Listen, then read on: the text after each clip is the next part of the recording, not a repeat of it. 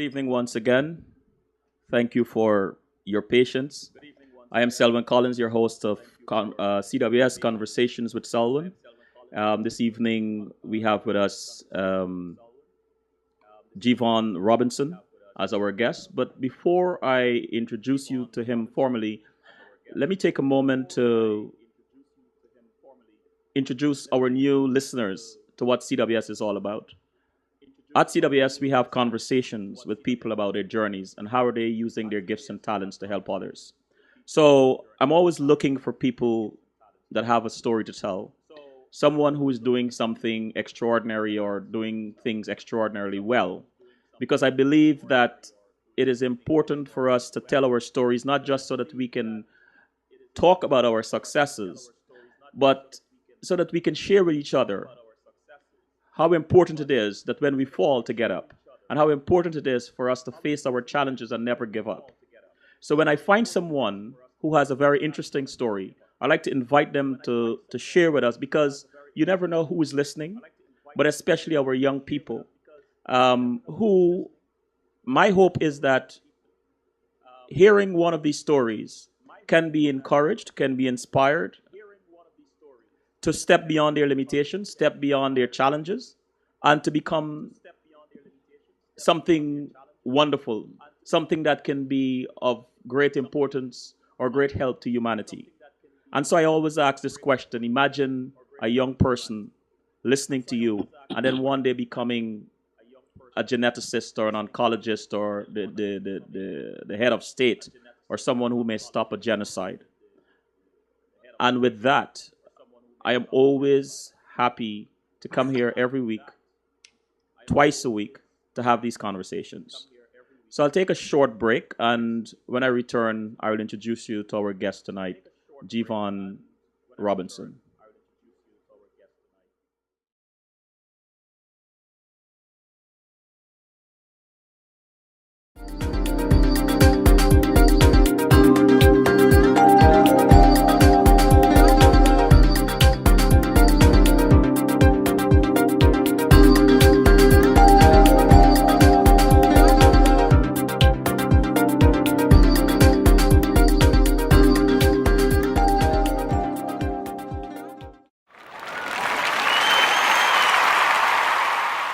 We are back. For those of you now joining us, I'm Selwyn Collins, your host of CWS Conversations with Selwyn. The gentleman next to me is Mr. Jeevan Robinson. Jeevan, good evening. Good evening. Good evening, Selwyn. How are you? I'm fine, thank you, and I'm so glad that we finally get a chance to have this conversation because I believe that you have so much to share. And just to give a glimpse of what I'm talking about, I want to read your bio a little bit. Um, Jeevan Robinson is the founder and CEO and editor-in-chief of the global Caribbean media house, M&I Live. Mr. Robinson is a trained journalist and has worked for the European arm of the recognized world leader in business and financial news, CNBC Europe, as a financial global markets journalist.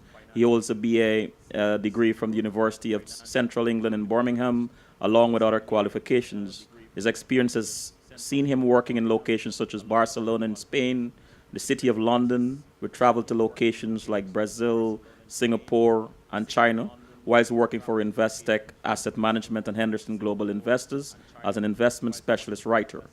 Here, he focused on equities and developing markets, analyzing and investment opportunities in those international locations. MNILive.com is now Mr. Robinson's passion. His media company focuses on providing a connective link between Caribbean communities in the region and the global Caribbean diaspora communities in Canada, USA, and the United Kingdom, providing marketing, news, and information. My brother, thank you. Thank you very much. You were born in Montserrat, I do believe, right? Yes, I was born in Montserrat. Lived and studied in the UK and now reside in Canada. Different cultures to some degree. How have the lessons from each country shaped who you are today? Well, born in Montserrat, was raised in Montserrat. Montserrat essentially was my formative years. I left Montserrat when I was 21, actually, and migrated to England. As you may be aware, your listeners might be aware, Montserrat, we have an active volcano. It hasn't really been eruptive in the last 4 years or so. But during that time of the heightened crisis, a lot of us left Montserrat and went to United States, United Kingdom, and different parts of the Caribbean. So I moved to England, and my family, mom, brothers, and sisters also moved there. And while I was there, went to university and worked there and lived in England for quite a while, about 15, 14 years or so, Wow. and spent some time in Barcelona, Spain, equally, and then now here in Toronto, Canada. Wow. You know what I'm realizing when we were setting you up, the light on your side was very very bright, and it seems to have darkened a little bit. I guess when we take a break, you could sort that out for me. Yes, no All right, problem. cool. No. Who were some of the adults you looked up to when you were a child, and what did you admire most about them? Well, you know what? That's a very good question. There's one individual that comes immediately to mind, and it's a gentleman called Franklin Michael. And he worked in the office of the chief minister at the time. He's now called the premier, but he worked in the office of the chief minister in Montserrat. But more importantly, my interaction with him more on a personable level, I along with other members of our debating team, represented Montserrat in the Leeward Islands debating competition. And he was one of the individuals responsible for preparing us and getting us ready, up to speed, everything like that. Now, what I admired about this man is that he knew everything about anything off the top of his head. He could talk about economics, politics, policy, history, everything. And I used to sit in awe and like wonder, like, wow, how do you do that? And I said, I want to be like him, and I want to be able to talk about anything and everything just off the top of my head. Ask me a question and I have an answer. You know what I mean? So he was my role model growing up in terms of that direct, immediate influence, so to speak. So Franklin Michael definitely shaped a lot of who I am today. Having said that, also too, in terms of coming closer to home, family members, my uncle and my uncle Joseph, grew up very close with him. And was formed a lot of my ideas, my love of soca music, for instance, my dress sense, different things like that. Came from observing and interacting with my uncle Joseph. So those were individuals who were very much primed and relevant, I should say, to my early formative years. What kind of student was Jeevan Robinson at age 13? Age 13? Uh-huh. Age 13. Type of student was I? I guess I was, well, I was fortunate enough to be in the academic stream of the I was in the secondary school at age 13, and was in the academic stream, surrounded by some fiercely intelligent people. And the competition was very fierce, in school back then. Guys like Zeju Shot, Giselle Sargent, and a whole heap of other persons. So it was competitive, I would say. I was very competitive. I remember having tests, different exams and tests, and Zeju, another friend of mine, him and I would always compete as to who would get the higher mark. So at that point, competitive and very worldly aware. For my age, I was very much aware of things that were happening around locally, regionally, internationally, beyond kids my age, I would say. So, your parents, what are your fondest memories of them? Well, I was raised by my mom. And my great grandfather, he's now deceased, bless his soul, and my grandmother. And these are the individuals in terms of parentage who brought me up and who looked after me, assisted in terms of the functions and duties of parents. So, but I was closest and interacted most with my great grandfather. And I will tell you, one thing I have learned from him, Selwyn, is work ethic. And he was a farmer. And this man, I would see work acres and acres. And as a young man growing up in the Caribbean, you were expected to and you were requested to come into the field and help with the weeding, help with the planting, help bringing back whatever harvesting was done and that kind of stuff. So, my great grandfather played a very important role in terms of my outlook and work ethic. It was never too much to do. Even if he didn't have help, he started and he took his time and he worked his way and he worked his way until he got it completed. And every day he did this, and even into his old age, he was a strong man. He spoke with a powerful voice and he walked with his shoulders broad. So that was the most important lesson, really. I took away from him. You spoke about being in the academic stream and in a competitive environment with like-minded folks and so on. But I'm going to ask you this: was school fun for you, and what was your favorite subject in high Oh, school? yeah, school was. I mean, I wasn't entirely a nerd. Yeah, school was definitely fun. My favorite subject. Well, it was between geography. I loved geography. Learning about the world, the different places of the world, the formation of different physical features and stuff like that. That really endeared me, and I took a very strong love towards geography. Second behind geography, I would say, was English. Hmm. Somehow it just came naturally to me. So English and geography definitely were my two favorite subjects. But in terms of fun, taking part in sports, representing my house, as we called them back in Montserrat, I was a member of Greenhouse. Right. I hated the road race, running on the road, but high jump and the 200-meter were my favorite sports back then. I'm sure by the time we finish this conversation tonight, the audience gonna understand um, why gonna understand the influence those two of your favorite subjects have on you today. But we'll get there. We'll Yes. get there. Let me switch a little. What is so special about being Caribbean? What is special about being Caribbean is our unique history and culture.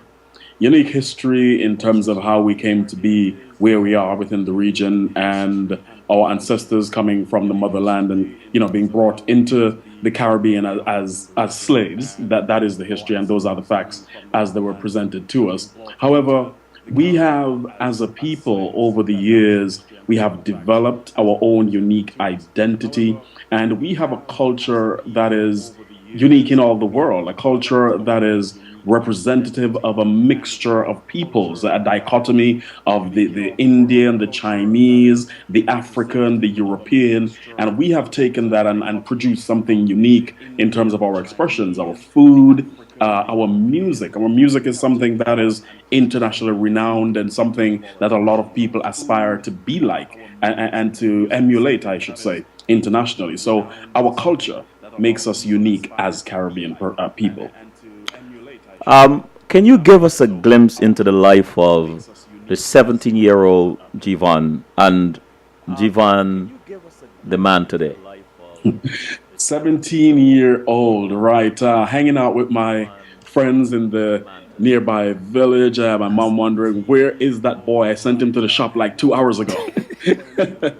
Playing cricket and forgetting, losing the money that she gave me to buy bread and wondering, well, how am I gonna go home and say that I lost this money because I was down there playing cricket or something like that, Also to again being very much into current affairs, different things like that, and essentially just being participating in the things that young men of that age do, going to the river. Around that time, too, the volcano had just started, so that was a different phase in my life and the lives of many Monstratians, with the volcano affecting the way we live daily. You are a trained journalist. Um, I'm not surprised you're in journalism, but I'm going to ask you this though. What inspired you to get into journalism, and why the focus on financial global markets? I'll tell you what. It goes back to what I said earlier. I was always into current affairs and into issues ahead of my years. Hmm. And I don't know if you remember Bernard Shaw on CNN. Yes. Yes. And I used to watch headline news, and I always said, I want to be the next Bernard Shaw. you know, that was my thing. I said I wanted to be the next Bernard Shaw. I admired his tact, his voice, the way he posed his questions, and just the authority that he commanded by being on screen and his presence. And that was my initial inspiration. Additionally to that, I've always been very keen on development issues, the human condition. How do we improve the human condition? What are the stories to be told within the human condition? So these were the prime instigators, I would say, for getting into journalism. There's one more, but I will save that to when we get into a deeper discussion about M&I and so forth. For getting into journalism. There's one more, but I will save that to when we get into a deeper discussion about M&I and so forth. Hello? Yes. Yeah. M&I Live is an online magazine that focuses on the Caribbean. Can you give us some insights into M&I and your vision as the founder and editor-in-chief? Yes, M&I Alive is marketing, news, and information, global Caribbean media. And the idea behind M&I Alive essentially is to connect the Caribbean and its diaspora communities, primarily in the United States, in Canada, the United Kingdom, Europe, and other locations. Now, the idea being is that we're an online information resource, not just a newspaper. We carry news, yes, but it's more than news. We have opinions on the news. You have poetry, you have entertainment, you have lifestyle. And it's a big mixture of the various things that Caribbean people can identify with. Now, the key thing is that I thought, well, a lot of Caribbean people are scattered across the world. And within the diaspora locations, particularly, you have your localized news outlets, if you want to call it that. But there wasn't a connective medium that sought to bring everybody together where you can come and say, hey, what are the people in the United States doing in New York and Boston? Those from Boston could look and say, what's happening with the Caribbean people in England? Caribbean people in England could look and say, hey, what's happening with the Caribbean people in Canada? People in those three locations could look and say, well, what's going on within the region? People within the region can come on M&I and say, what's going on with our diaspora communities, you know? So this was the main idea that catapulted M&I Alive essentially in terms of being that connective resource. Additionally, too, as I said, it's marketing, news, and information. Now think about it. A lot of Caribbean businesses and a lot of the market for a lot of Caribbean products are within the diaspora. Now, the average Caribbean business is not going to have the financial capability to advertise in all these different medias, in all these different locations. So the idea is we create a resource that individuals can come to. It's a connective resource that connects everybody in all these locations, and you can market your product or service to this global audience. So those are essentially the primary drivers that started M&I Alive. You know, I'm listening to you, and I went on the site a couple of times, and it is vast, and it is deep, and it's very informative. Monumental task. And so I am curious, what series of events led you to create this? Well, I will go back and I will share with you something that very few people are privy to, actually. And it goes back to when I was a teenager. And, taking away most of what I said just now before that, I have a prime interest in the advancement of the human condition. Politics, current affairs, development, very much a part of who I am. When I was a teenager, and it's very personal to me, but I'll share it with you. I used to pray a lot, and the way I used to pray to God is that, like how I'm talking to you, that's how I used to talk to Him. I never used to get on my knees and clasp my hands and all of that. I would sit and I'd have a conversation, And I remember one morning when I was out tying out my animals, because I had goats and sheep and stuff like that. And I said, God, one of these days, I want to have my own media empire. I said to Him, I want to be involved in the development process, in politics and development, to influence, to analyze policy and decisions. But I have no interest in being a politician. But I want to have a say, or an impact, I should say. upon that particular arena. And, it's interesting that all these years transpired, going to university, working in different media outlets and so forth. And then it came to a situation where, working as a financial business journalist, for instance, is something that, yes, intrigued me, but all the time doing that, it really wasn't what I wanted to do. Because what I saw when earnings season, for instance, an example I'll give you, comes around is that all these companies would be reporting making billions of dollars in their quarters. And some of these companies operate in regions that were deprived, socially deprived, economically deprived. I remember a story, like, for instance, in the Niger Delta in Africa, where this particular oil company was raking in billions in profits. Yet there was no school, there was no hospital. And as a financial journalist and sitting there and seeing all these reports, it affected me. I was thinking, like, this is not what I want to do. You know what I mean? I want to be on the other side, writing about and getting some action moving so that things could happen, to help these people. Like, how could you be taking all this money and not giving anything back? You know? So that primarily, was part of the kick, if you want to Right. call it that, to start M&I. But it didn't start like how it started, like how it is now. But we'll get into that later. Right. I want to let me just read two comments in the chat room, and then we'll take a break, and then you can use the time to sort of brighten. Yeah, sure. Right. Okay. Karen said, "Do you visit Montserrat often?" And then, well, asked, and then said, "Very good idea, MNI live alive." So, yeah, go ahead. The first question. Yes, first question. Yes, I do. I go home every year. Give thanks for that. Sometimes more than once a year, and I go home and be a part of the festival and different things that are happening back home, and very much active in terms of what's happening there in Montserrat. So yes, I'm connected. Well, I'm glad to hear that. Okay, let's take a quick break. Okay.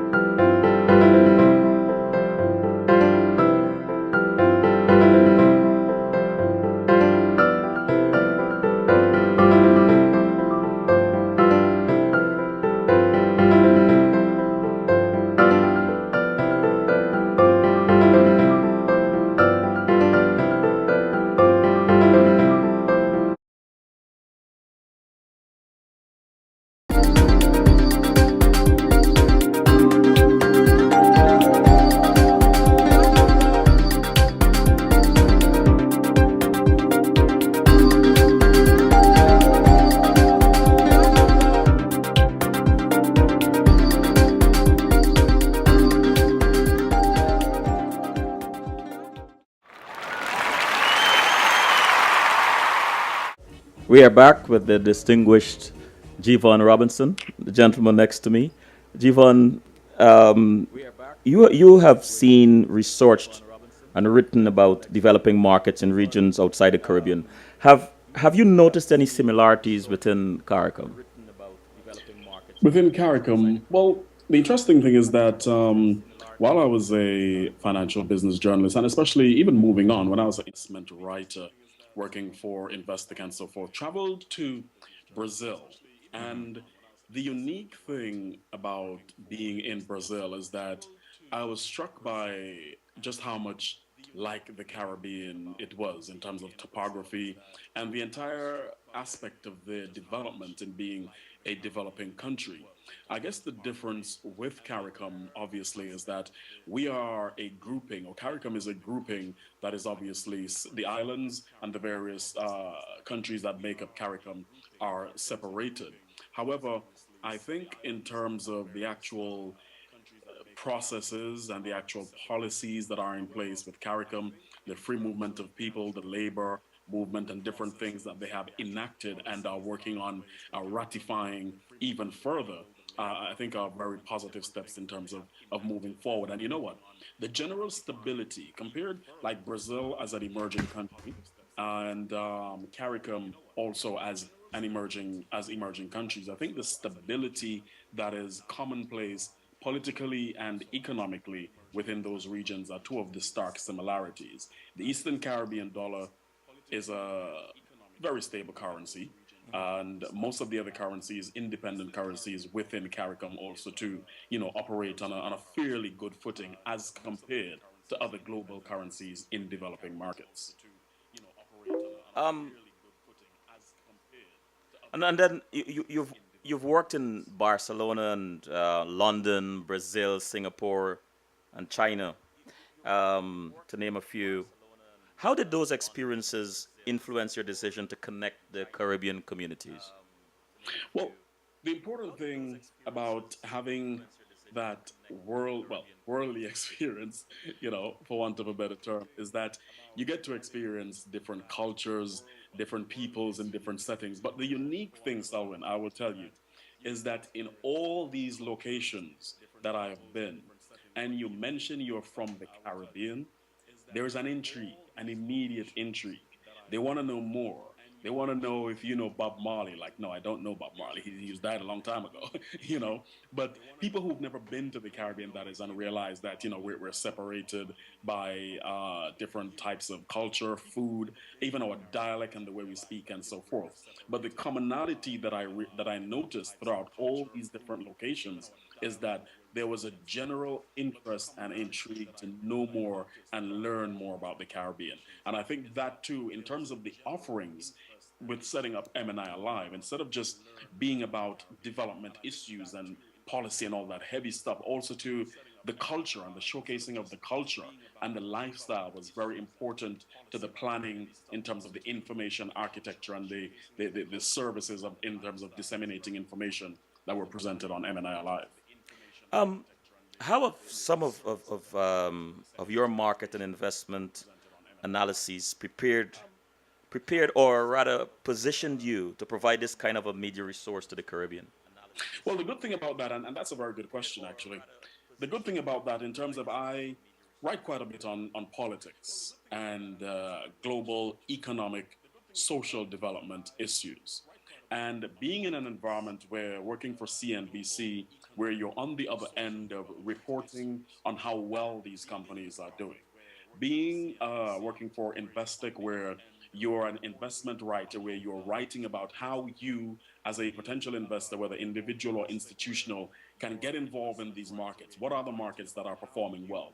So essentially, coming now to doing M&I Alive and doing it from a more holistic perspective, if you want to call it that, in terms of representing the information to people from all angles. So I can understand how the policy affects the economics, how that affects the markets, how the Caribbean, for instance, is positioned currently in the global market, how it needs to position itself in the global market. What are the trends that are happening in the global market that we could possibly capitalize on as Caribbean people, the things that we're doing well, what we're not doing well, and so forth. So, writing in terms of that aspect now, coming to the writing and the editorial offerings on M&I Alive, that prior experience basically prepared me to give a more holistic view and to write from all angles and be able to appreciate both sides of the fence, so to speak. And saying that, what are some what are some developing markets in the Caribbean you believe are not well known within the local and global Caribbean communities That are known or not known, that are not known? that are not developing markets within the region, that are not no right. Well, right now, in terms of you look at, for instance, you have Dominica as a developing one of the developing markets in the Caribbean. And the unique thing about Dominica and their right last year they had 91,000, I think, visitors in terms of numbers. Now they have been working pretty hard on. They don't have natural resources, but they've been working pretty hard on their tourism product. I visited there last year at the request of the Discover Dominica Authority for the World Creole Music Festival. And I have to tell you, Selwyn, the festival was over a 3 day period, and I didn't know what to expect, never been. However, I will tell you that one of the unique things that impressed me is the level of professionalism in terms of the execution that they put forward there in Dominica for that World Creole Music Festival. Now, another island I think that is doing pretty well, and a lot of people don't know about, my very own island, Montserrat. And I will tell you why. We suffered a massive devastation with the volcano, destroyed two-thirds of the island. A lot of people around the world were aware of the volcanic crisis, but a lot of people are not aware that Montserrat is still open and is still viable. In terms of investing and opportunities, there are unique opportunities right now in Montserrat for any investor out there within the Caribbean region, even internationally, who have some capital and would like to come to be a part of something new. There's a new town that is being built from scratch. Now, how many islands in the Caribbean have that opportunity to build a new town from scratch? You have a new port and a new pier facility being also built from scratch. So, hotels and all these different types of infrastructure are going up within Montserrat. So, Montserrat right now is a story that is waiting to burst open on the international scene. And very exciting things, I think, are happening there on that particular Caribbean island. Just out of curiosity and because I don't have a finance background, is there a marked difference between developing markets and emerging markets? Is it a matter of semantics or one is more advanced than the other? Semantics, really. Semantics. Emerging markets, developing markets, interchangeable. Use them interchangeable, quite frankly. So semantics, I'd say. I'm a shift gear. What is your one of your, or I should say, what is your favorite quote to live by? What is my favorite quote to live by? Really have a favorite quote to live by per se, to be quite frank. One of the things though I would say in terms of one of the quotes that I absolutely love, very very simplistic, and I think you used it in the tease for this program that we have, and it was in the 2008 presidential campaign when President Obama, the present President Obama, he was going for his final campaign stop in North Carolina. And I remember being in awe, sitting down, watching this man who had the potential to be the first black president of the United States. And he came out fired up, ready to go. And that resonated with me because basically what he's saying is that he is ready for the challenge ahead, in the expectation or the possibility that he would be elected president. He is ready and he's fired up, ready to go. And that is something, and it's interesting because I'll bring it to my current circumstance, even in my functions with MNI Live, and some days where your workload seems pretty overwhelming, and days when we all have our days where we have our ups and downs. I Right. always think like, come on, G, fired up, ready to go. So it's like my motivational quote, so to speak. I read part of your vision statement, and I'm going to paraphrase. It's to see the Caribbean's local and diaspora communities connected via one-step online information media. Why is this so important to you, and why should Caribbeans care to connect with each other? Because unity, I think, is one of the things that is gonna drive the Caribbean forward as a collective. Now, here is the thing, Selwyn. Over the years, I remember as a young man growing up, I've heard different ideas about Caribbean unity being put out there. We had the West Indian Commission back in the 90s, who had all these recommendations for a one Caribbean. We keep hearing about a one Caribbean. However, every island, every territory, because Guyana, for instance, is not an island, but it's a part of the Caribbean, Right. feel as if their particular island or territory is better than the other. Now, I will draw you an example briefly. Look at the Philippines and Indonesia, a collection of islands, a collective of islands, but yet it's a one country. I always think, well, if they're able to do this politically, how is it that within the Caribbean structure we can't have that very same setup? The politics, obviously, is a conversation that we can have, and it's a conversation to be had, I am sure. However, I think there are different other aspects, I should say, about Caribbean people that can unify us. We have the culture, we have the food, we have the language, the way we speak, and so forth. So bringing all these together and coming with a modern approach. And what I mean is that a lot of our people within the Caribbean are scattered globally. The history of the Caribbean is that we are a migratory type peoples, or people have moved to the United States, Central, South America, all over the world.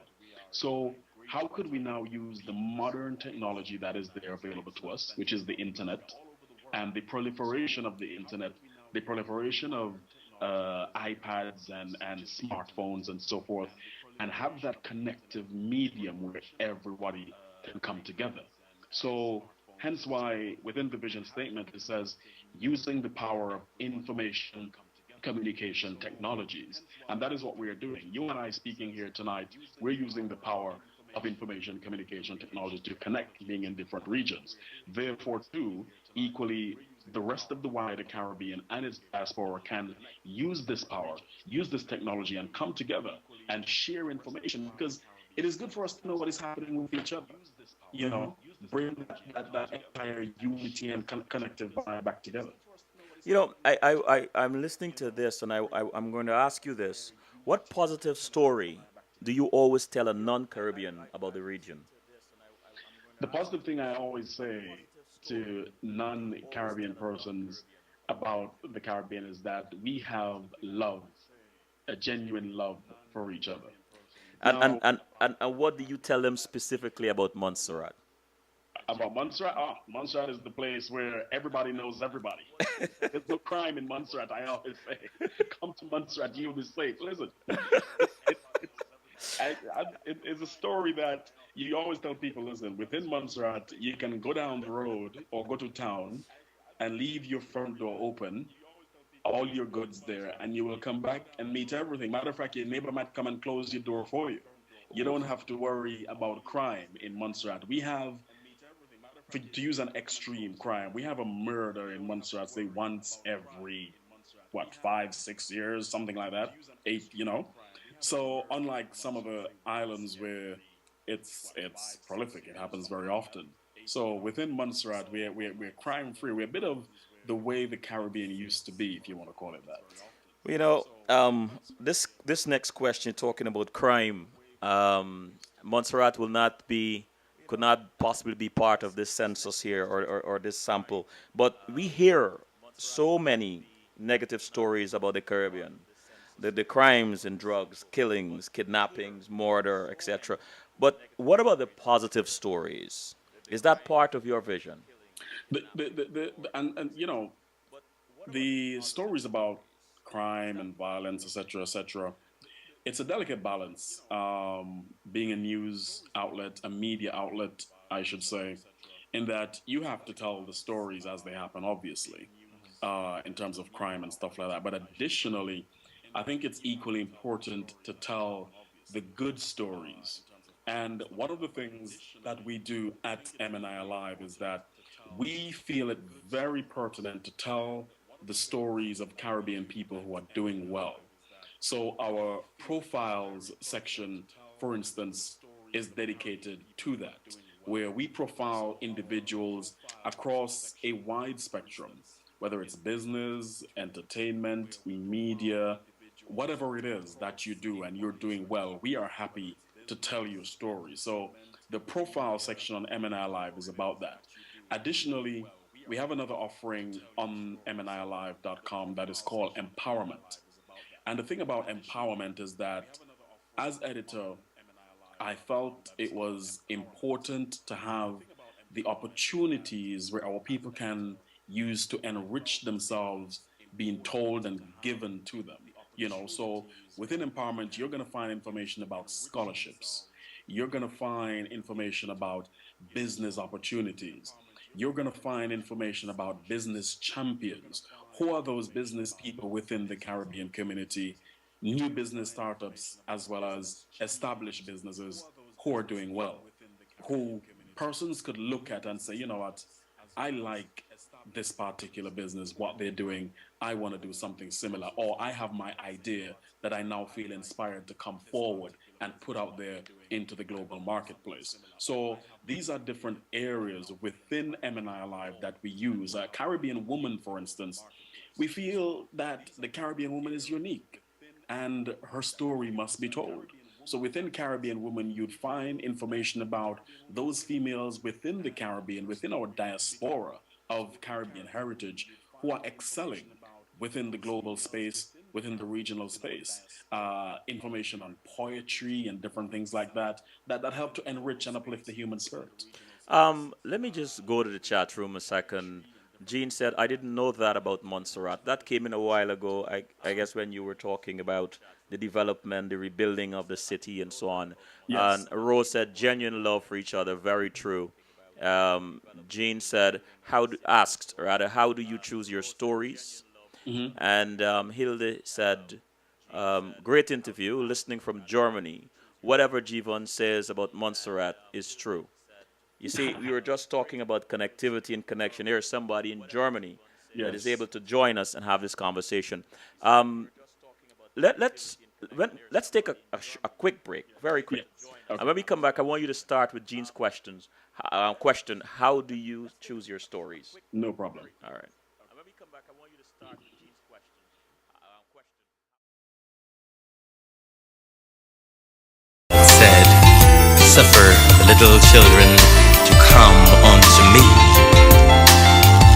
Every day, more than 30,000 children around the world die of preventable diseases. More than 300,000 children are being used in war as child soldiers. Lord have mercy. A child should be loved. A child should be held. A child should be clean. A child shouldn't smell. A child shouldn't go to bed.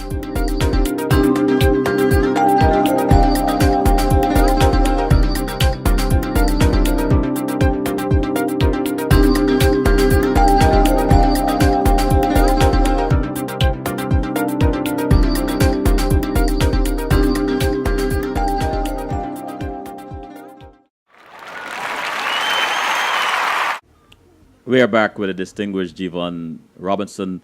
Jeevan, let's pick up from where we left off with Jean's question. How do you choose your stories as quickly as we can get to that? Ye- Yes, most definitely. Well, our stories are chosen different processes we use. We subscribe to various news wires that stories come in. Stories come in also from different organizations, PR organizations that send us press releases. But additionally, the key thing that makes MNI Live unique is that we have a team of freelance writers at different regions around the world, different locations, I should say, around the world. People in America, in England, in Canada, and the Caribbean. So they send the stories in as additionally to I commission stories to go out that I'd like written. Because one of the important things that I try to bring into the editorial offering for MNI Live is that we give you the news, but you also get an opinion and a view on the news. So whatever the story is, we're going to give you a piece that makes you think about it, makes you engage, makes you want to discuss and debate. Okay. Do you believe that our ignorance of the Caribbean, or let me ask another question before that. If you could debunk one myth about the Caribbean region, what would that be? That we're all about sun, sea, and sand. That irks me so much. That we're all about sun, sea, and sand. I remember, especially when I first went to England. Actually, there are two things. Actually, we're all about sun, sea, and sand, and that we're only comprised of Jamaica, Barbados, Trinidad, and there was one other country that they always called Jamaica, Barbados, and Trinidad primarily. St. Lucia too, I would suppose. And I think it's very important to get the story out there that Caribbean people are very much steeped in development, very much steeped in business, very much steeped in personal advancement, as like any other peoples around the world. A lot of people in international locations that I've interacted with think of the Caribbean and think that all we do. I remember, especially when I was at university, this girl couldn't believe that I didn't smoke. She was like, "What do you mean you don't smoke weed? You're from the Caribbean." I was like, "What?" you know and these are the ideas that some people walk around with, that we all walk around and we drink rum and just do nothing. So and that is part of the thing too, as I said, in terms of telling the positive stories, the profiles, the business and the personal and professional profiles about Caribbean people within the region and around the world who are excelling and doing well. Um, this leads us back to M and I Alive. Um, Why link us, and do you believe we can one day unite as a common market? The linkages, as I spoke about, are important. The market for the Caribbean has to be looked at from a very contextual point of view. And I'll explain to you what I mean in that many of our persons, as I alluded to earlier, our citizens or nationals, are in different locations around the world. They're not home. They're in America, they're in Panama, they're in the United Kingdom, and so forth. So I think that when we think, for instance, of business and business development, of making a particular product, we have to look at, okay, look at the Grace Kennedy model, for instance. Most of their stuff that they make is bought by diaspora communities in the United Kingdom and different locations. Within the region itself, I think the movements now by CARICOM to have the free movement of labor, the movement of people, making it much easier also to move within the regions without the very strict and firm. There's still some immigration issues, as I'm sure you're aware, with the Shanique Myrie case for Barbados and Jamaica, and also some nationals from Jamaica being turned back from entering Trinidad the other day. So we still have those little niggling issues to work through. But I do believe equally that the things that are common between us will eventually override with more effort, with more education, and with the proliferation now of the internet within the Caribbean, and more people are getting to learn more about the different cultures, I should say, that are populating around the various Caribbean islands. That it will bring us closer together. What do you say to those who say that they are not fresh ideas coming out of the Caribbean? It's a difficult one, and I will tell you why I say that. Sometimes I myself, to be frank, sometimes you get frustrated when you travel within the region. And when I say frustrated, in terms of you look at where the global economy is moving, and I feel to some extent that we're getting better at it. A lot of our people are trained in international locations, and they take a lot of their skills and their expertise back to the region. But I find also too, in some aspects, within some territories within the region, they're very close to ideas from members of the diaspora. You as an individual may go back to Guyana with a fresh idea as to how to bring new media about in connecting persons using the power of Skype and blah, blah, blah. There, they would be like, well, we've done it traditional way. You have to be in the studio, etc., and that cannot work, and give all the reasons why it cannot work, instead of thinking, right, how could we make this work? What are the things that we need to put in place to make it work? So I think in some aspects that they're moving along, yes, but I feel that more could be done to bring the Caribbean up to speed in terms of where the global economy is moving towards, and especially the proliferation of information communication technology, e-commerce, and different things like that. When we talk about regions, whether it's Asia, Eurasia, or the Caribbean and so on, there's always a story. There's always the underlying story, especially when it comes to economics and financial development. What is the story that about the Caribbean that speaks to its potential for investment opportunities you believe that most nationals are not aware of? Within the Caribbean itself, our traditional markets have been tourism, as you're very much aware. Tourism and construction and agriculture have been the prime drivers for many Caribbean economies. I feel that now, moving forward, and what a lot of persons, even some Caribbean persons outside within the diaspora, are not aware is that some of the islands are making moves to diversify their economies. Grenada, for instance, the other day they instituted a program essentially where internet and access to internet would be made available to many more Grenadians than ever before. Barbados has a 20-year or 2020 policy where everybody in Barbados should be connected and online within a certain time frame. Montserrat is making moves to have its fiber optic link be instituted within the next 2 years or something like that. And that would afford for high speed internet communications. Now, here's the unique thing that this affords for the Caribbean and for those out there who are thinking of the region. The way businesses now operate, everybody has an online presence. Even red brick institutions within these developed countries that we live in realize the need for an online presence, realize the need for social media and having a social media presence.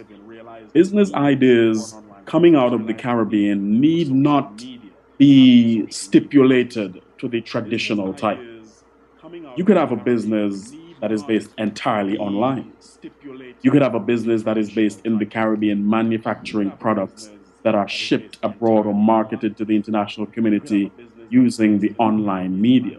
So more and more countries are doing stuff to bring this more to fruition and bring this more to the fore. But I think marketing this development is something that they have to ramp up. As I stated before in the previous question, that they have to do more to get that good story.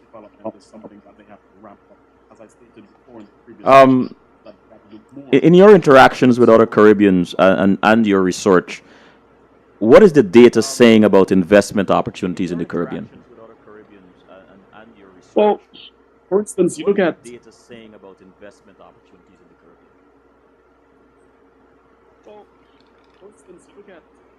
Jeevan, sorry, Selwyn. hello? Are you hearing me? I wasn't hearing you for a moment. Go ahead. Sorry. Okay. As I was saying, in terms of investment opportunities within the region, you look at somewhere, for instance, like Trinidad, where they've been doing pretty well with their oil industry over the past few years. Granted, they had some problems there the other day. You look at somewhere, for instance, like the Turks and Caicos Islands. They have had their issues over the past few years. Britain, and Caicos Islands. Um, hello? Yes. We just didn't hear that last sentence after Oh, Trinidad.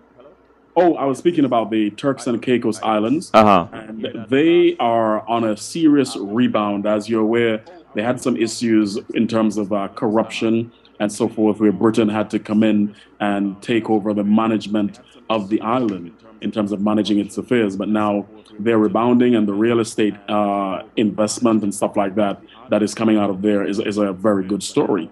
Bahamas, too, they're coming along. They have their little niggles there, but they're coming along in terms of real estate and their tourism development happening there in Bahamas. And as I mentioned too earlier, you look at countries like, Montserrat, Dominica, St. Kitts, Nevis. They too are coming along with their development in terms of their infrastructure development and also to their real estate and construction type projects that are happening there. So it's a mixed story, but it is a story of positivity and of hope that is coming out of the region. Rose said, asked rather, just my question: the use of ICT so that we become producers than merely consumers. Are we ready? Well, are we ready? That's a good question. We're getting there. Right now, we're more laden towards the consumer aspect of utilizing ICT. We're being sold to via different mediums online.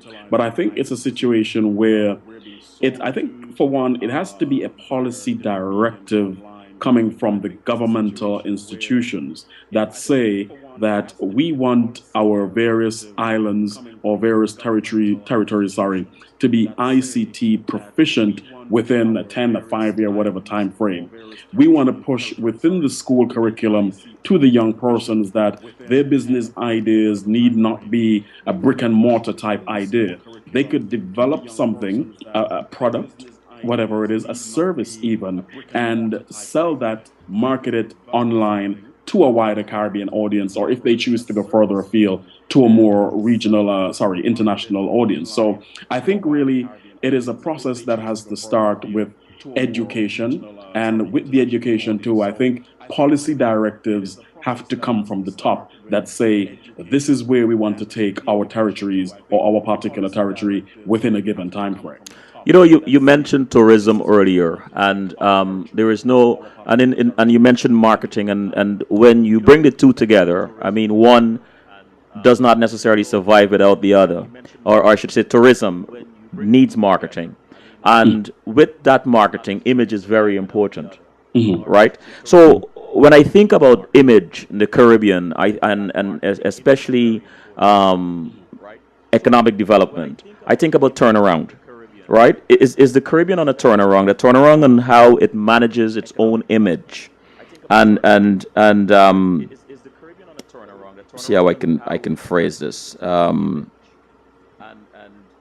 it manages its own image, and how it takes control of its own destiny. You Well, that, Selwyn, is a point that I think that is very, very worthy that you raised. And I'll tell you why I say this. The interesting thing happened recently. I was watching television, I forget which channel it was, one of those popular channels actually. An advert for Belize came on, advertising not just their tourism, but their investment potential.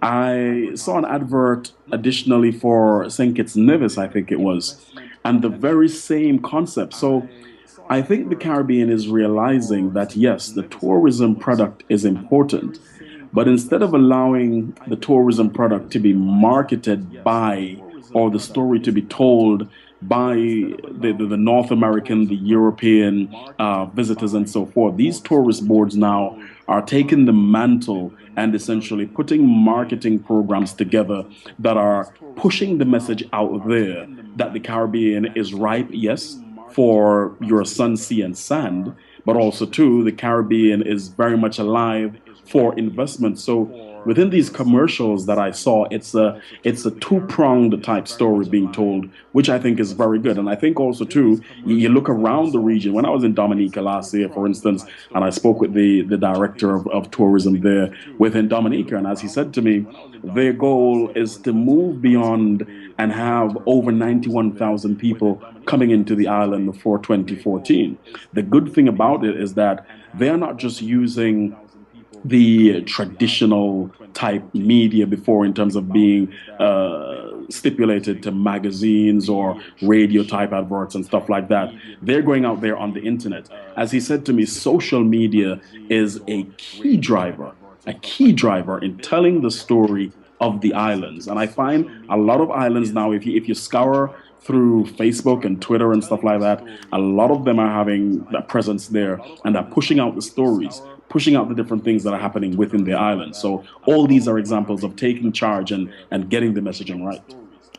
um the, I listened to this, and I'm thinking the Caribbean nation or the region as individual islands. And when you were a kid, you mentioned, and I was young, there was always this talk about unification, and we know how important it is and how powerful that region will be in terms of growth and development and all the other things that come with unity. How much that would benefit the region, but marketing and focusing on the individual image is wonderful. Do you think that the paradigm shift or the transformation into a collective region, or the region as a collective, do you think that it will require some comprehensive, focused, collective kind of marketing, or do you think that in some way individual countries do their own marketing, and then there will be a change in how outsiders view the Caribbean? Here's the thing, Selwyn. I've been thinking about this actually recently. The Caribbean islands independently, individually, are having difficulties surviving economically. And when I say surviving economically, they're not in the doldrums, so to speak, but a lot of islands are in debt. Are in debt. St. Kitts Nevis, Jamaica got the IMF loan of 900 and how much million the other day. Trinidad is bailing out and assisting a lot of other Caribbean islands, and Barbados is laying off 3,000 workers within the next few days. So a lot of Caribbean islands are in debt. And here is the thing. To compete on the global scale, and the question to be posed is, can small island economies such as what we have within the Caribbean compete on the international scale? The evidence more and more is pointing towards a no being the answer.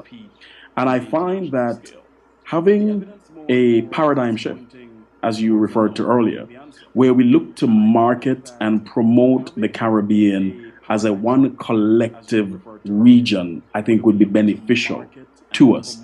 If we can get it right and figure out how we could work the policy and the politics into it and get around the idea that we all wish to be our own independent nations and so forth. The good thing about it, having said that, I must be quite frank in my answer.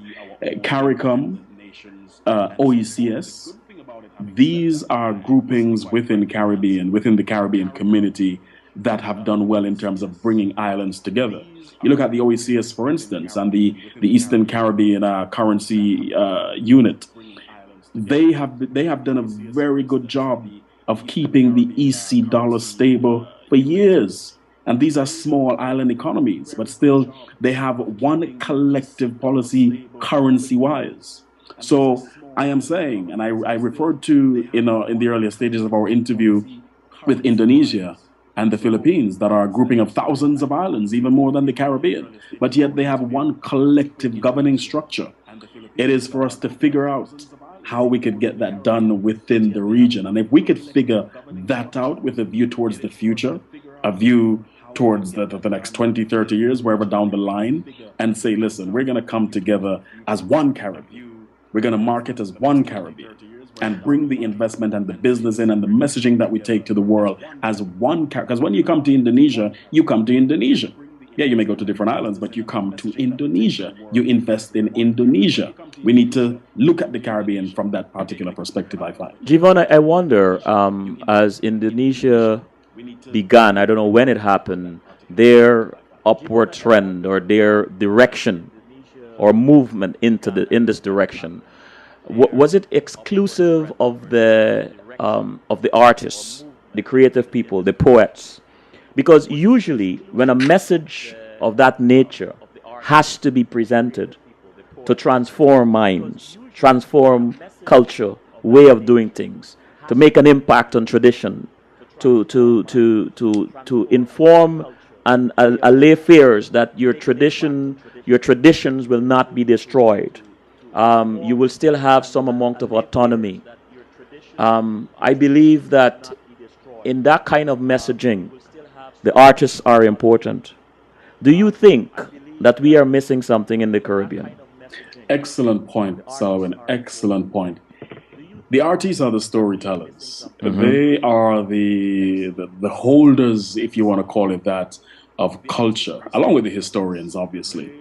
But and especially now, where we're looking towards the future, and our discussion tonight is with a view towards the future.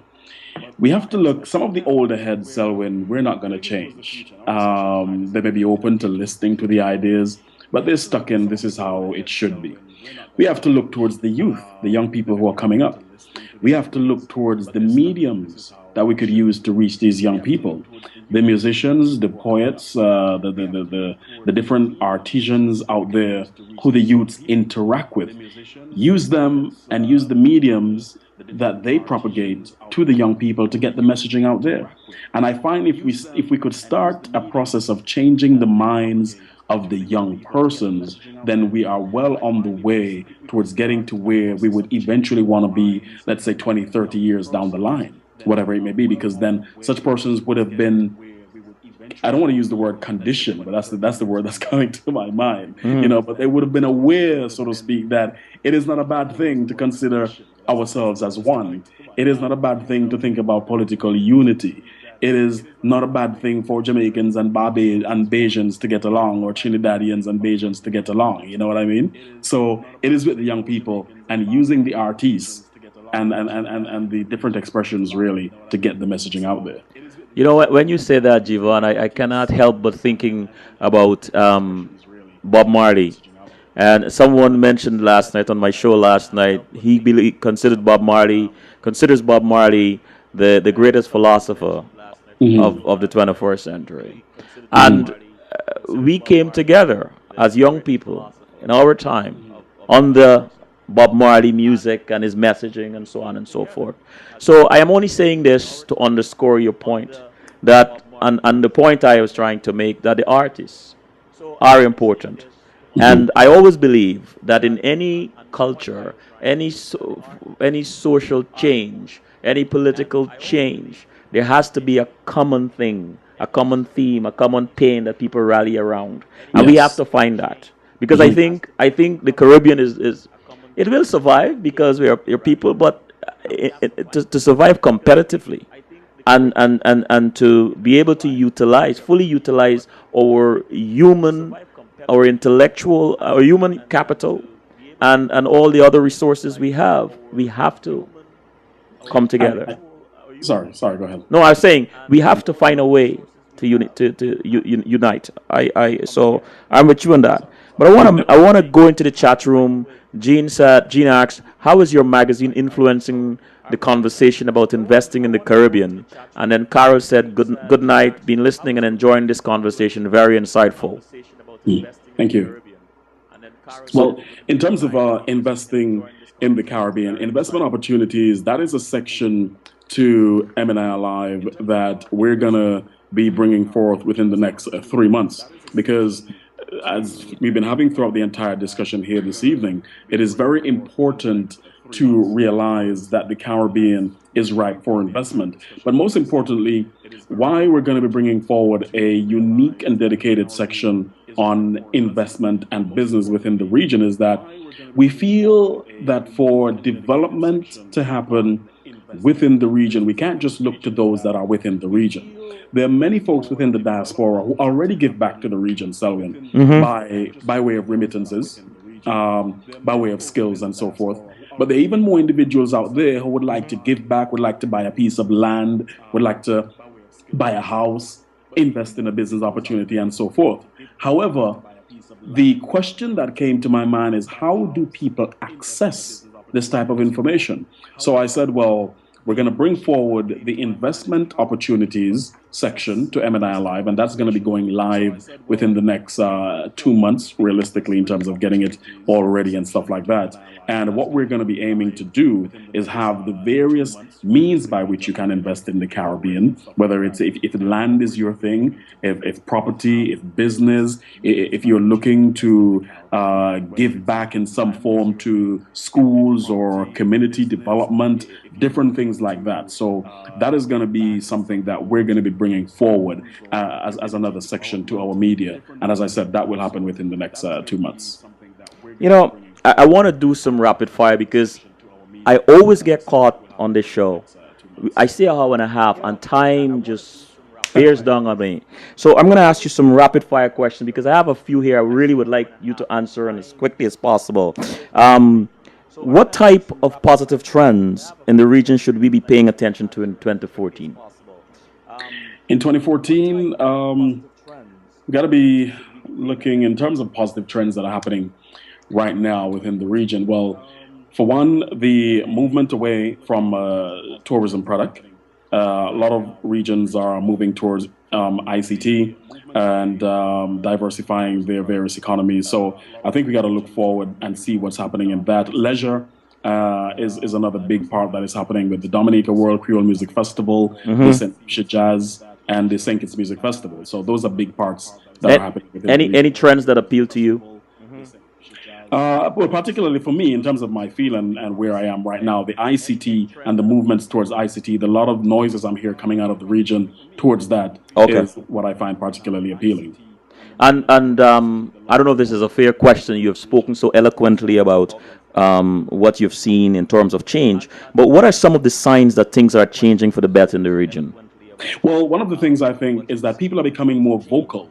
People are becoming more vocal, more participatory politically.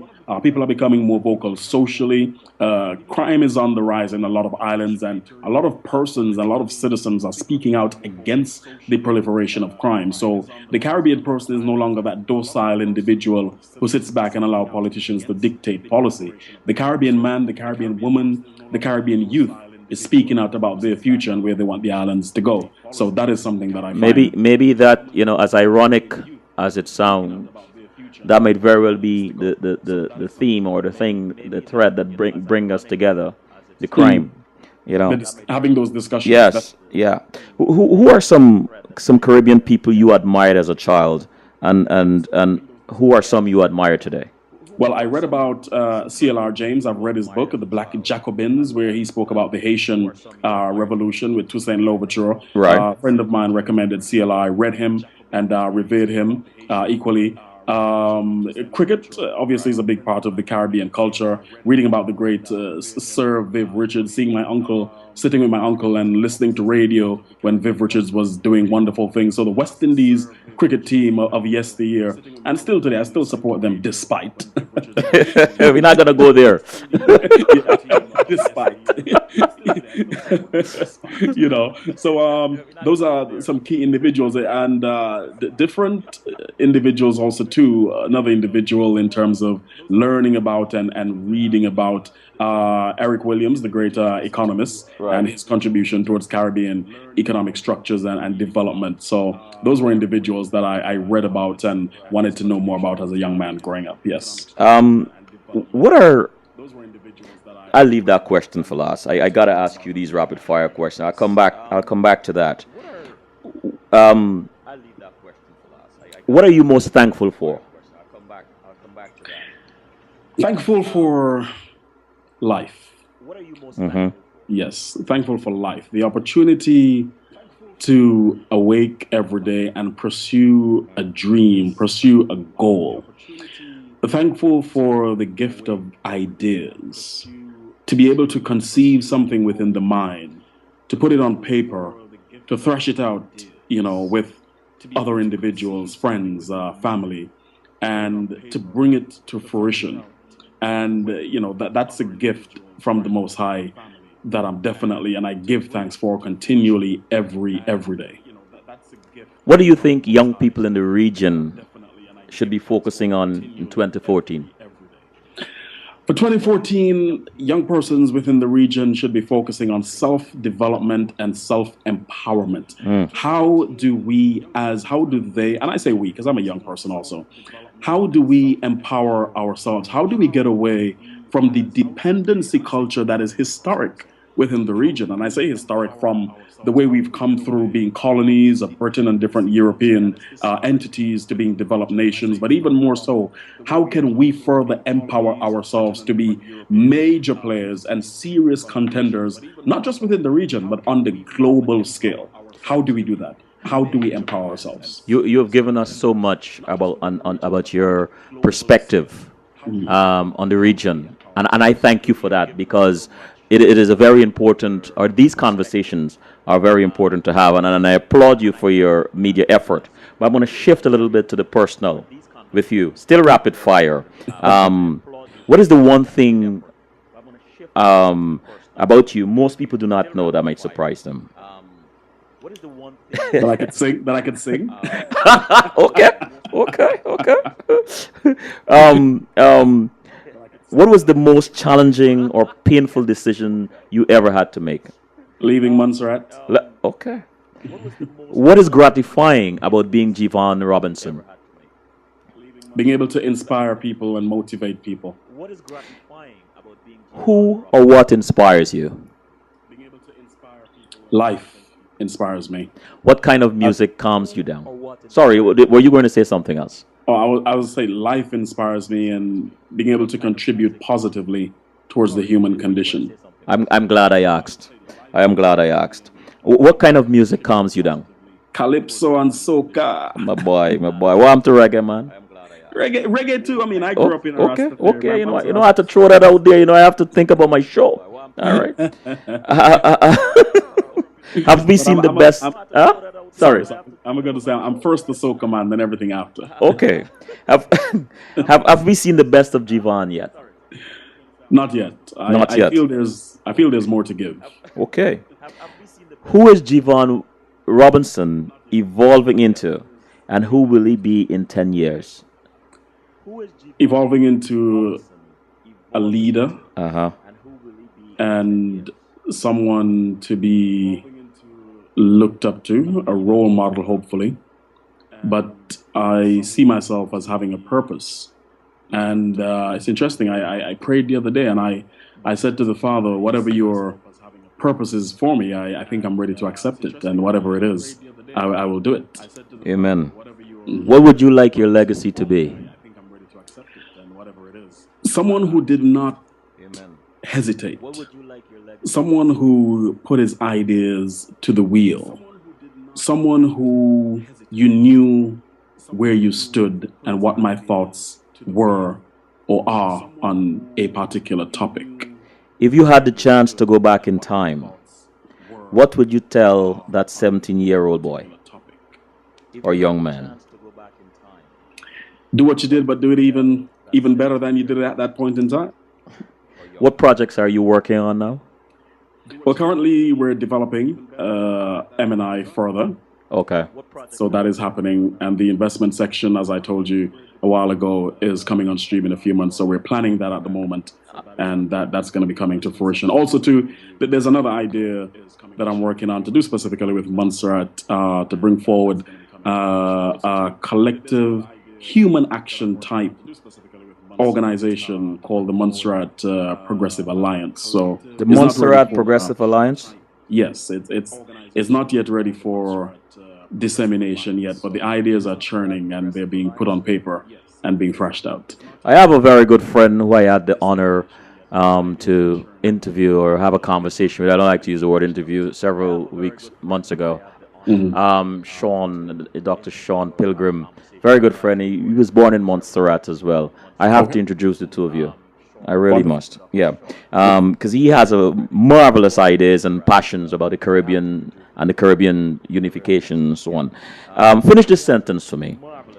I look forward to Sunday evenings to Spend time with my son. What drives you? What makes you get up every day and do what you do? The ability to contribute and empower individuals. All right. I have to go to the chat room. Jean asked, "Do you believe ignorance of the Caribbean perpetuates the negative stereotypes?" Yes, most definitely. A lot of folks are still not informed as to where the Caribbean is. A lot of folks still have old ideas as to what the Caribbean is and who we are as a people. And that is very much commonplace in terms of, a lot of the stereotype questions and assumptions that are made about the region. You mentioned the volcano and how it devastated about half or three quarters of the islands, I believe. And, Yeah, it's and true. now, Yeah. I always believe that out of tragedies or devastation and so on, there's always opportunity. From your experience, what are some opportunities? And I'm going to ask you to look into your crystal ball here. What are some opportunities based on your experience in investment, in equity, and all these things, development and all that? Do you believe the Caribbean as it is today, as it struggles and it battles with crime, and it battles with its large and its huge debts, and its failing or flailing economies, what opportunities do you perceive? What is your crystal ball telling you are some opportunities that we can get out of that? Out of the Caribbean right now, we have to, first and foremost, before I get into opportunity, we have to clamp down on the proliferation of crime. It is becoming too much of a bigger story on the international stage. Investment is largely about confidence, Selwyn. A lot of persons put them into a country, into a business, because of the first and foremost, the people who you're dealing with and the confidence of being able to have a return out of that. Crime proliferates in the Caribbean. A lot of persons are going to run away from putting their money into the Caribbean.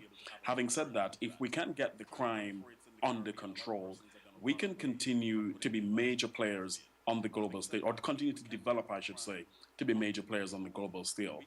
Real estate never goes wrong. Well, obviously, in these countries, it crashed the markets, but within the Caribbean, we don't have that type of market structure for it to crash. So, real estate investment within the Caribbean, having those persons from North America, from Europe, who are looking for that island home, so to speak, that island residence, setting up hotels and different types of guest houses. And again, it comes back into the actual tourism infrastructure type development.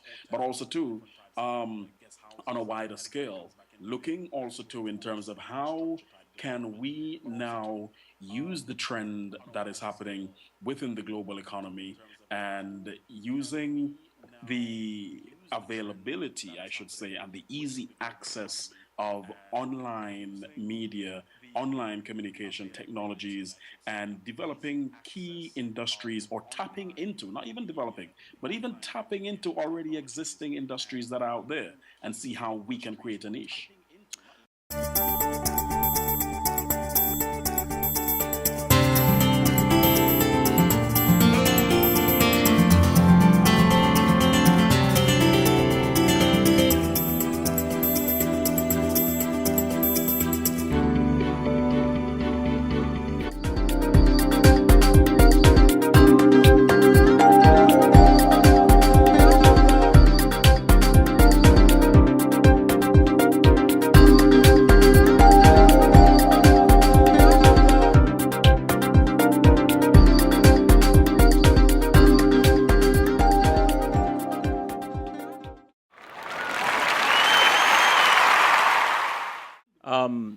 I have a few, like three more questions.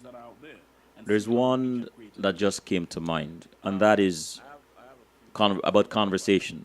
You and Yes. I are in the conversation arena. We are in the conversation market. We have conversations. Yours more literal, but in your space, I imagine you spend a lot of time talking with people, listening to people, and you're talking about the Caribbean, so there is a variety of different nationals.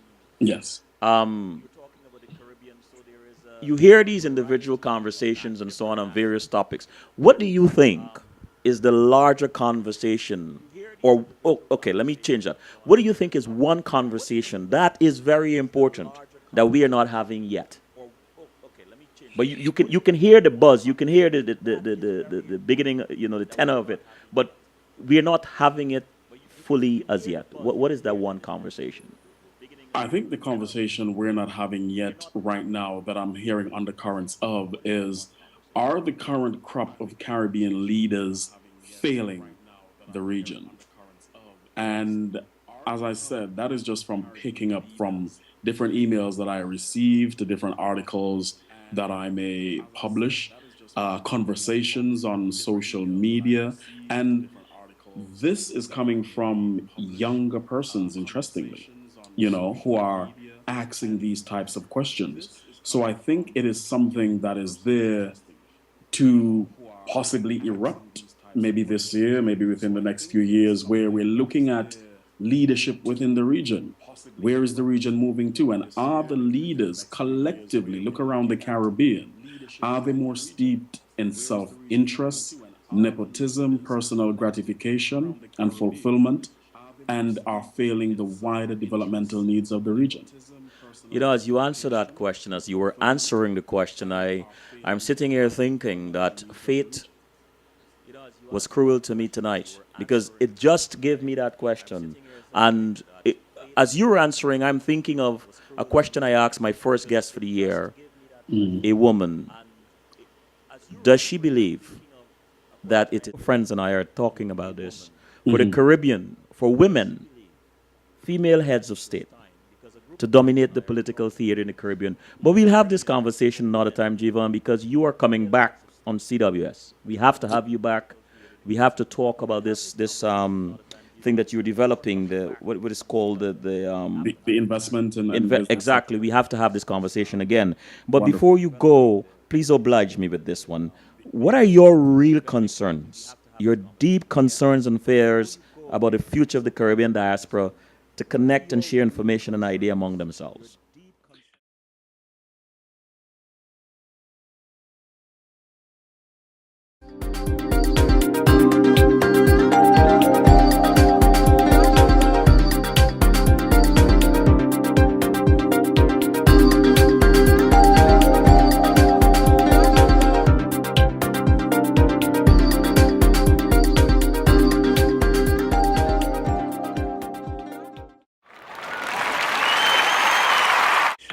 The real concern right now is how do we find a proper avenue to contribute back to the region. And when I say avenue, I'm not just talking about sending remittances to the Caribbean. We have, Selwyn, a large number of Caribbean persons within the diaspora who are skilled in various fields. Oh yes. How can we capitalize on this massive pool of talent, massive pool of development potential? And I use the word potential with emphasis because I find that a lot of lip service is being paid to the diaspora. And it comes back to what I said earlier with the underlying conversation. Are the leaders now failing the developmental needs of the region? Because a lot of them pay a lot of lip service to the diaspora. But when it comes to actually enacting policy, engaging with the diaspora on a continual and proliferating type level, we don't get much of that. And I feel that the diaspora right now are one of the key engines that could really drive development within the region because we have the skill set out there. There are a lot of persons out there who have gone abroad and done well financially and would like to put something back into their countries of origin. And if we could find a way as the diaspora to come together, but equally so, if within the region the political establishment could find a way to interact with the diaspora on a developmental focus level, then the Caribbean could be making strides. This seemed to be such a complex problem. Are we to follow the traditional political model of being herded? There is a leader, there is a shepherd, and the shepherd knows where the greener pastures are and herds the sheep or the cattle towards this green pasture? Or do we need a weaver because of all these various strands of capital and human energy that are scattered throughout the diaspora? Do we need a weaver who can weave these strands together into a new fabric of the Caribbean? Or last but not least, do we need a channeler? And when I say a channeler, I think of this analogy. There is this huge river. I'm from Guyana, a land of many waters and rivers, so I'm going to use this as an appropriate metaphor. Okay. There's this huge river, you know, going from east to west, and on its banks you have huge farms, but the crops are dying from drought. But yet you have this, and here's this irony: you have all this water that is traveling through this farm, and there is no channel from the river to channel that water into the fields. So I Mm-hmm. use these three analogies to say, what do we need? A, do we need to move away? And that speaks to your analysis about the questions the young people are asking. Are our current leaders, are they failing us, or their policies or their politics failing us?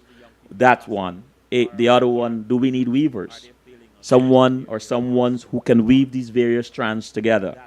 And I will not exclude the artists. You know, I love them. The poets and the Yes. poets and the sketchers and all these the sculptures and so on. All these different people who tell the stories. Um, or and the last one I said, the channelers, someone who can go and dig the drain, you know, and channel the water, bring us back into that space, that basin. You raise, I was smiling throughout listening to you just now because You raise an excellent point, and something that is also one of my foreboding thoughts, and I'll tell you what I mean. I more and more have evolved in my political philosophy. And when I say political philosophy, maybe I should use a wider term, my philosophy on engagement. And I've been saying to friends, and I've been thinking that maybe it's time we look outside of politics for the development that we need, the progress that we need. And I have been thinking and feeling more and more that real development for the region, real progress for the region, will come from civic participation, where individuals, as you correctly stated, individual or individuals come together and enact a path towards empowerment, a path towards progress that will take the region forward, that even the governmental political establishment would have no choice but to follow, you know? So, what essentially that speaks to in my mind is that we need to find within this new paradigm, within this new mode and shift towards progress and development that we've been speaking about, leaders outside of politics, leaders who are inspirational, leaders who are doers, leaders who could bring people together and have a collective and powerful movement. And I find, interestingly, in terms of your term weavers, leaders equally fits right in there. I totally agree. Rose in the chat room said yes. How do we respond to the diaspora when they offer their expertise? And Hildy said, use common sense and start digging. And Jean said, like the points you made, we can, but what or who will push, lead, or guide us? This requires a whole conversation, I believe. It Right? does. You know, time is upon us, and we have Yes. to we have to respect. We have excuse me, I'm losing my voice. We have to respect time. I have to ask you this question. I ask all my guests: what makes you laugh out loud? Laugh out loud. Yes. We various things.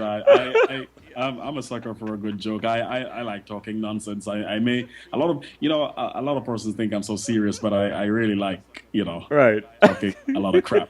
You know what I'm saying? So give me a good joke and trust me, I'll have a good time. Hildy said, "Good answer. Laugh out loud. Laugh out loud." It is funny that after this whole discussion about the Caribbean, the future of the Caribbean, the socio-political state of the Caribbean, and all these things, then I ask this question: what makes you laugh out loud? Right?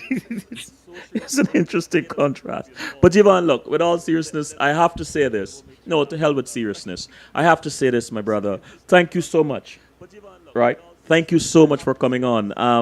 I feel that time has cheated us and cheated our audience. And so I am putting this out there.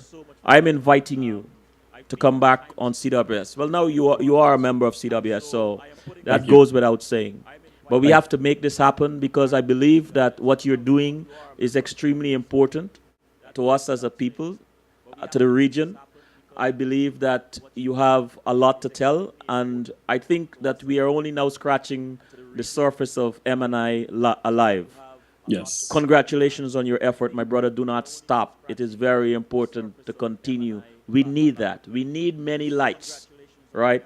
Earlier on, you mentioned how one of the things we deal with is that those in the diaspora, when we go home, those who have never left or don't or still live there, sometimes give us a difficult time when we come with ideas and so on. We have to find a way to bridge that gap Definitely. because we are all throwing something into the pot, right? And so it is important for us to find a space for everyone because our region needs us and needs us cooperating. Thank you, my brother. Thank you so very much.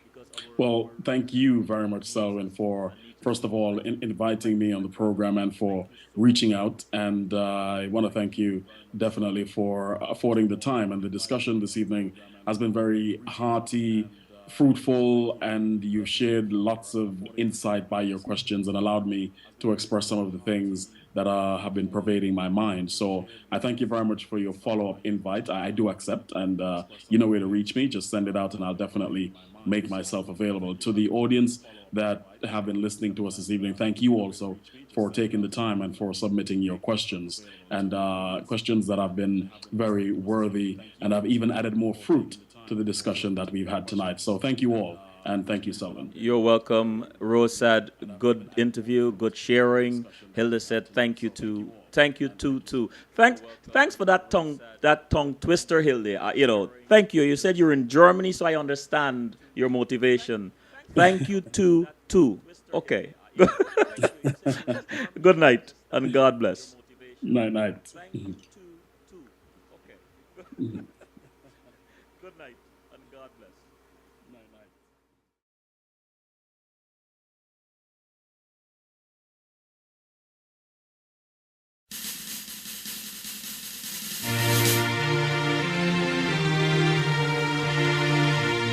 Arrowhead, I love my golden arrowhead. I don't think you heard me. I said arrowhead, I love my golden arrowhead. Mama, all GT, my